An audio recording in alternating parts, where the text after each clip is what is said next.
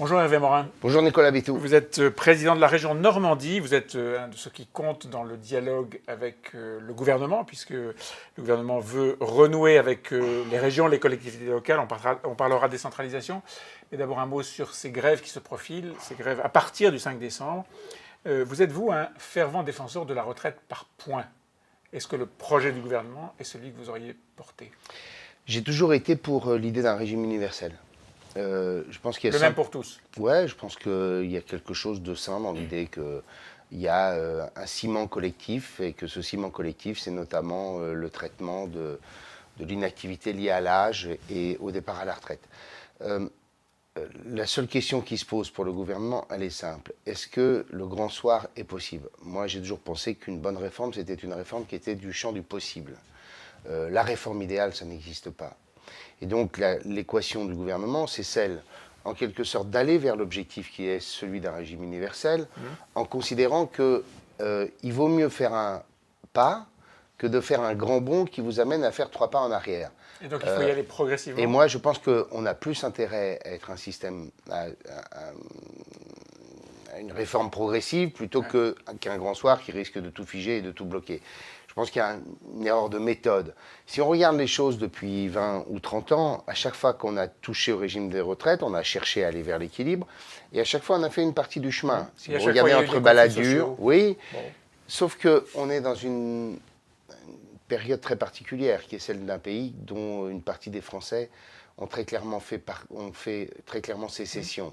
Il y a une rupture majeure avec les... Non, je n'ai pas dit qu'on ne bougeait plus, mais je dis que il vaut mieux faire une partie du chemin que se retrouver dans un blocage qui vous amène à faire concrètement, ça veut dire quoi? Ça veut dire la clause du grand-père? Peut-être la clause du grand-père. Je veux dire, le déséquilibre des régimes de retraite, c'est entre 10 et 15 milliards. Bon, après, c'est lié à l'activité et à la croissance. On peut espérer aussi que si progressivement la France retrouve la performance économique, le taux de chômage... Vous avez vu, le Conseil d'orientation des retraites dit, avec une croissance moyenne, on se promène entre 7 et 18 milliards de déficit par an. Si on a 10 milliards de déficit, ce n'est pas non plus quelque chose d'absolument irrémédiable dans... Et qui paye?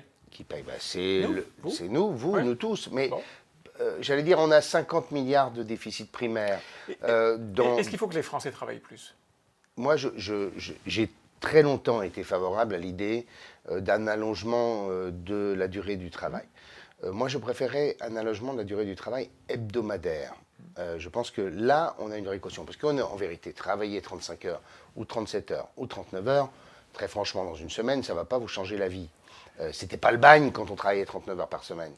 Je visite des usines toutes les semaines. Je vais dans des entreprises toutes les semaines. Et il y a des métiers, on peut comprendre qu'on a envie de partir à la retraite. Vous et moi, on a envie de travailler le plus longtemps possible. Bon, très bien, on est passionné, on ne fait pas des métiers qui sont extrêmement difficiles physiquement. Je peux comprendre que quelqu'un qui est dans une entreprise de métallurgie et qui fait des pièces depuis des années et des années... Donc il y a un départ anticipé pour ceux qui ont eu un métier pénible, mais pour le reste, c'est-à-dire pour l'extrême majorité des Français, est-ce que le départ aujourd'hui à 62 ans... Comme on a d'autres équations, moi je préférerais celle qui consiste à augmenter la durée du travail hebdomadaire pour qu'on puisse cotiser plus. Ok, on revient sur cette réforme-là, celle qui est présentée en ce moment. Est-ce que vous comprenez la stratégie du gouvernement? Un jour, il dit clause du grand-père, c'est-à-dire on reporte les échéances. Un autre, il dit non, on va le faire pour tous de la même manière, au même moment. La stratégie, vous la comprenez?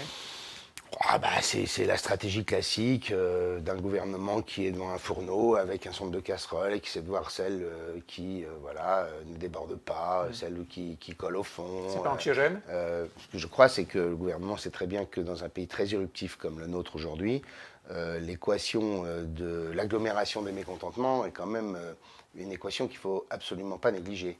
Et donc face à ça, je conseille de ne pas vouloir être tellement ambitieux pour marquer cette espèce de grand soir, de capacité de réforme absolue d'un gouvernement qui aurait été capable de faire ce que les autres n'ont pas été capables de faire. Je préférerais qu'on fasse un bout du chemin plutôt que de vouloir trop en faire et finalement de bloquer le pays.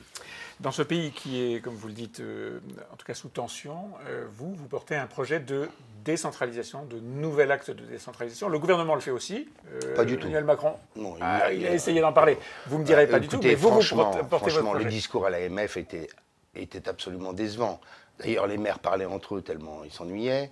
Une partie partait. On a eu un discours qui était une espèce de logorée de 2 heures, avec d'ailleurs un certain nombre de contre-vérités absolument totales. Bon, très décevant. Il n'y a pas une personne qui est sortie du discours du chef de l'État en disant « ça y est, enfin, on va avoir une gestion moderne de l'action publique ». Quand on défend la décentralisation, on défend quoi? On défend l'idée simple de dire « grâce à la proximité, les Français prennent le pouvoir ». C'est ça l'idée. Ou en tout cas, sont mieux écoutés. Écoutez, moi je sais que quand je construis une politique, je la construis avec eux. D'accord. Et toutes les collectivités locales peuvent le faire. Vous allez présenter avec François Baroin, Dominique Bussereau, François Baroin, le patron des maires de France, Bussereau, les départements, et vous allez présenter un projet. Moi, oui, bien sûr, quoi? On l'a présenté ce projet. On a présenté un projet simple, qui est celui, pour employer un mot que souvent les gens ne comprennent pas, qui est celui de la subsidiarité, c'est-à-dire de se dire, on exerce le pouvoir là où il doit être exercé, on le met à un autre échelon, un échelon plus éloigné, quand en effet il y a un sens à le mettre à un échelon plus éloigné.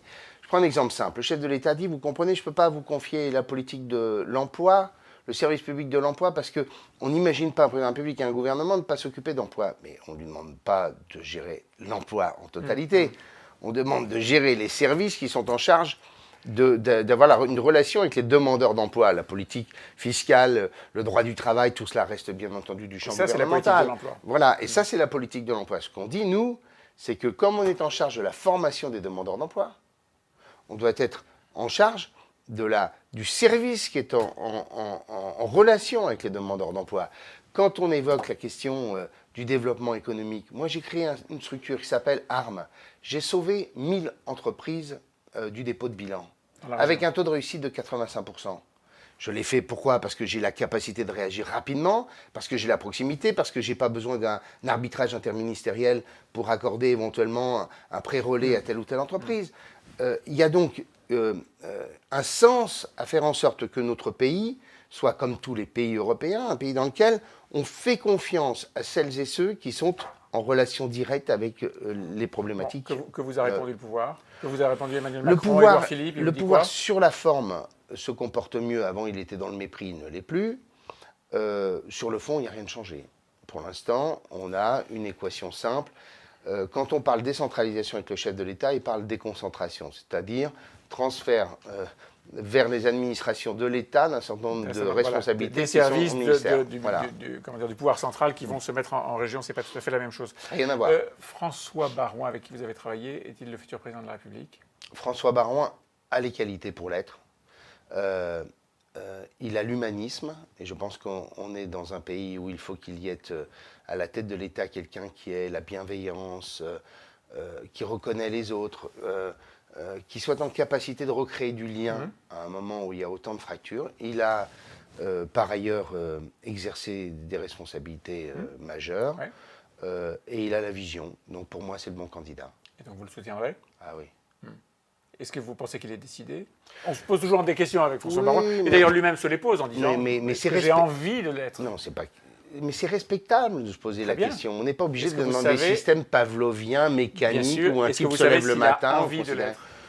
Écoutez, moi, j'ai le sentiment que c'est une équation, que c'est un sujet qu'il a en tête. Après, c'est pas non plus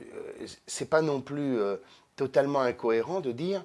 Il faut aussi voir dans quelle équation politique on se situe. Mais il y a quand même un point, Nicolas Bétou, qu'il faut toujours rappeler.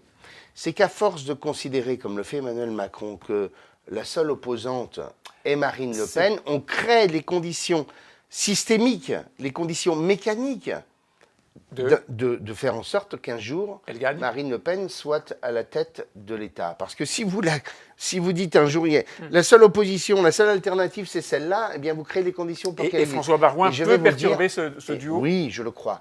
Et je vais vous dire, pour Marine Le Pen, sa meilleure chance, c'est Emmanuel Macron. Parce qu'aujourd'hui, il y a tellement de Français qui sont en sécession, comme je le dis, en rupture complète avec le pouvoir.